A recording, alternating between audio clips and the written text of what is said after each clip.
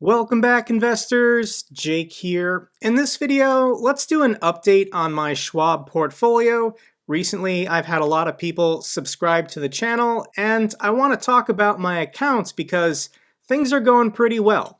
So far this year, there's only been 3 trading days, Monday, Tuesday, Wednesday, the 3rd, the 4th, and the 5th. And my account is already up $7,644 or 12.69% in 3 days.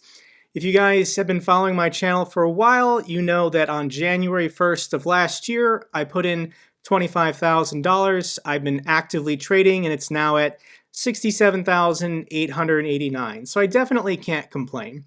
Now, if you are new to my channel and you haven't seen the detailed videos I made about all of my trades, all of my positions currently in my Schwab portfolio, check out my playlist so you can get caught up. I explain all of these individual positions more in detail. And before I show you my accounts again, I just want to highlight what's going on in the broader market. When you look at the markets today, the NASDAQ is selling off, down 1.33%. The S&P is kind of flat, but still down 0.39%. And the Dow Jones is actually up.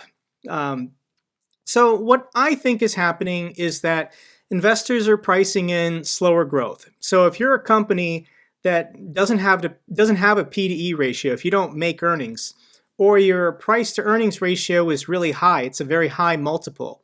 These are the stocks that investors are looking to sell off or take profits on, and they're rotating their money into large cap stocks that have earnings, very reasonable or low price to earnings ratios, companies that are rewarding their investors by paying out dividends and doing stock buybacks. That is what most of the companies in the Dow Jones are doing, which is why this it's going up, but it's not falling like the tech-heavy NASDAQ. And I actually think in the long term, this will create some nice buying opportunities, one of them being Adobe. I made a video about Adobe last month saying that I was interested in it. However, when you look at these technicals, guys, it's in a downtrend. I don't know how low it will go. There was support here at $500 a share. If it breaks through that, it's going back to $450.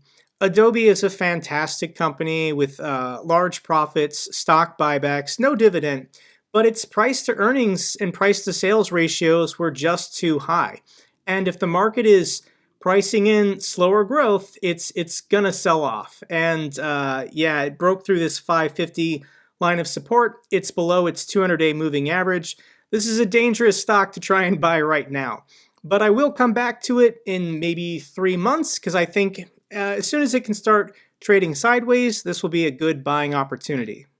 So here is my account. Once again, the account value states $67,900.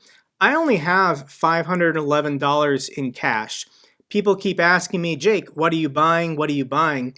And I'm not buying anything in my Schwab account because I don't have any money.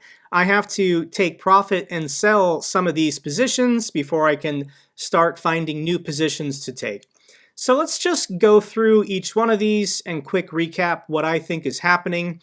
The first one being this crazy, unfortunate story with HCI Group selling off. I still think that the press release is coming this month about the TipTap IPO.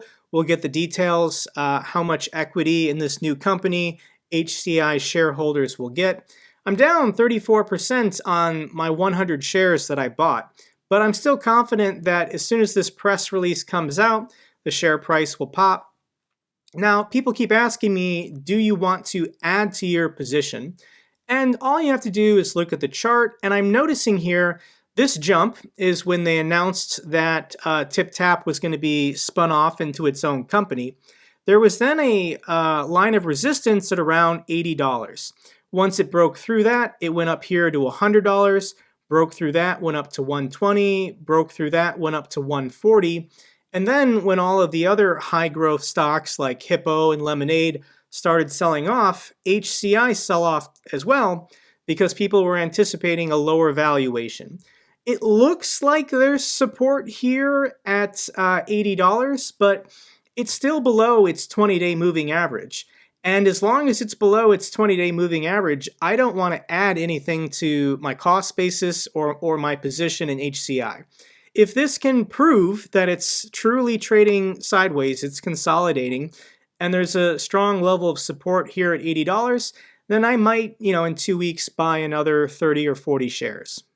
The next position I have is going to be confusing if you don't know what a debit spread is. I actually don't want to trade debit spreads in my Schwab account. I want to reserve that for my Robinhood account. But I was trying to be cute with the market, basically predicting a sell-off. It didn't happen. I then bet the other direction, saying the market's just probably going to keep going up. So I created this debit spread, I think, like right here in early November. And I was so confident that the market was going to be at 5,000 for the S&P or 500 for State Street's SPY. We then had Omicron, sold off, it then dipped again. It's now consolidating around this 176. So for this debit spread, how this works, guys, is I purchased 10 call contracts with a strike of 470 for a cost basis of 10,326. I then sold 10 calls against those calls at a higher strike. You're allowed to do this because the calls that you bought can cover the calls that you sold should all these contracts be in the money. So I got back a credit of 5,153. So I net paid the difference between those two. And I'm currently up, you can see here, 2,488 on the calls that I sold, and I'm down 1,276 on the calls that I bought. If SPY finishes basically exactly at 480 on January 21st, then the most I can make is about $5,000. But I don't want to be short-term trading in my Schwab account, guys. So I'm probably gonna close this week or early next week because I just, anything could happen in the next 2 weeks and then I could lose it all again. So I don't want to futz with this. I want to free up this cash. I want to find a new position with a longer expiration date, basically, to take in its place. My next position is Apple, and once again, these are call contracts with a strike of 150. I think I made the video about taking this position back in October, and I knew that by January this was going to take off. I think it's up like 15 or 16% over the last 2 months. So because I'm leveraged, I'm up 105% or about $5,930. So what is Apple's share price doing, guys? It's above its 20-day moving average. You'll notice that there's a lot of buying. It then kind of pulls back, a lot of buying. It then pulls back, a lot of buying, and it's still struggling to get above this 180. But I would really like to give this another 2 weeks and see if we can get above 190. And as soon as Apple's share price gets above 190, I'll show you how I'm going to take profit on these call contracts. Obviously, I can just sell to close, but I'm probably going to turn it into a risk-free debit spread, and I'll make a video explaining how you do that. But the real winner in my accounts the last 2 weeks, guys, is Berkshire Hathaway. And I told you a month ago that, because Berkshire owns a lot of Apple, if Apple goes up 15, 18%, Berkshire has to go up a significant amount. And Berkshire right now is doing better than my Apple call contracts, which is surprising. So these are now at 7,000, a gain of 7,995. And what's happening with Berkshire is, once again, all of these graphs that I showed you when I took these positions, they were trading within a range. These companies were doing stock buybacks. I felt like the downside risk wasn't great because they had good P/E ratios. And as soon as the 200-day moving average caught up to the share price of the company, this is a technical event that signals to larger funds to start buying it. And people started buying Berkshire Hathaway. And it's gotten above $300 a share. $300 a share was the line of resistance where sellers were stepping in. But now that we've got open sky above Berkshire, this is going to run. It might pull back a little bit and then take off again next week. Where do I see this going? 320, 330, a nice 15% gain, and then it's just going to start channeling sideways again. But once again, I told you this was a price mismatch after Apple took off, and Warren Buffett has made over 120 billion on Apple's rise to 3 trillion. Warren Buffett's holding company enjoys regular dividends from Apple, averaging about $775 million a year. So I think Berkshire invested in Apple back in 2008 or 2009. So that's Warren Buffett's best investment of the decade. Next company is Capital One, and I am currently down on Capital One. These contracts are down 30%, but I still think Capital One's going to have a fantastic fourth quarter. And you'll notice that it was trading sideways when I got into it. I didn't think it would get below this 150 because of Omicron. It did dip twice, but in the last 2 weeks, it's been getting back above its 20-day moving average, which is very important. It's now back above its 50-day moving average. So I just need this to get back above the 200-day, and then I'm feeling pretty safe. But I still think that the financial stocks kind of just trade on their own. When the market decides, hey, interest rates are going up, the banks can make more money if that happens, let's buy bank stocks. So I still like my expiration date being June. I'm confident that I will make money on this position, so I'm just going to give it a little bit more time. Next company is the defense contractor General Dynamics, currently up 45%. I took this position 2 months ago, and I'm up 45% on my money, or about $2,400. General Dynamics is doing exactly what I thought it would do. It had been trading sideways in this range between 190 and 210 for over 6 months. As soon as the 200-day moving average caught up to it, it touched the share price of the company. It was a technical event signaling to buy.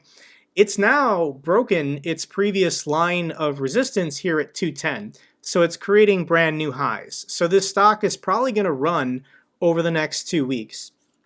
Where's the share price going?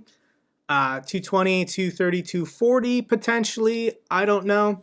If it gets above 225 or 230, I'm definitely going to look at taking profit on this position because that's a pretty nice gain for a defense contractor. Next up is HCA. I'm up 60% or about $4,000. And once again, guys, HCA is doing exactly what I thought it would do. It's been trading sideways, consolidating in this range between 225 and 260. And as soon as the 200-day moving average caught up to the share price of the company, it was a technical event that signaled that the large funds could start buying it. And it's gotten above 260. So once again, like General Dynamics and Berkshire, it's broken its previous line of resistance. It's now making all-time new highs. Where is this stock going to run to? I don't know. I think healthcare stocks this year are going to do pretty decent.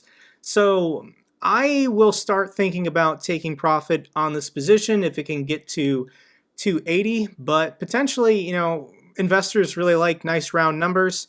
So 290 or 300 is a possibility, but I won't be greedy. And if it just can get to 280, I'll look at taking profit on HCA.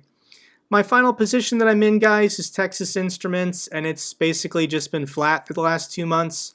I'm only down 2% for, leveraging my money on call contracts. That's pretty good.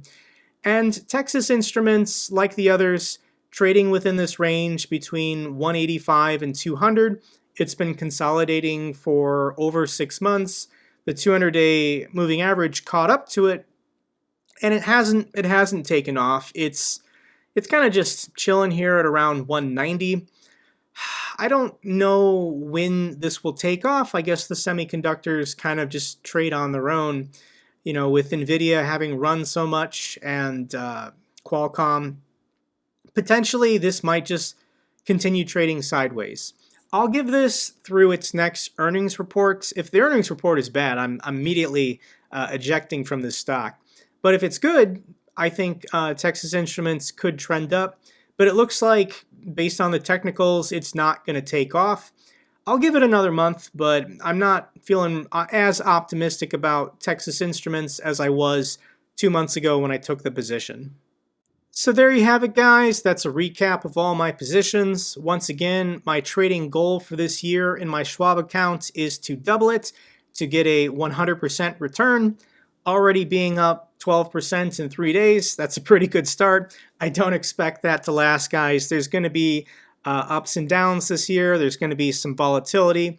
But I'm going to keep looking for boring, predictable, large cap stocks that pay good dividends, have low price to earnings, price to sales ratios.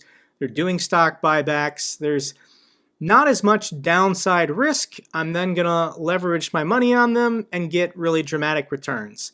That's the game plan. If you guys like what I'm doing here, obviously give this video a thumbs up. Subscribe if you haven't already. If you have any comments or questions, let me know down below. I love hearing from you guys.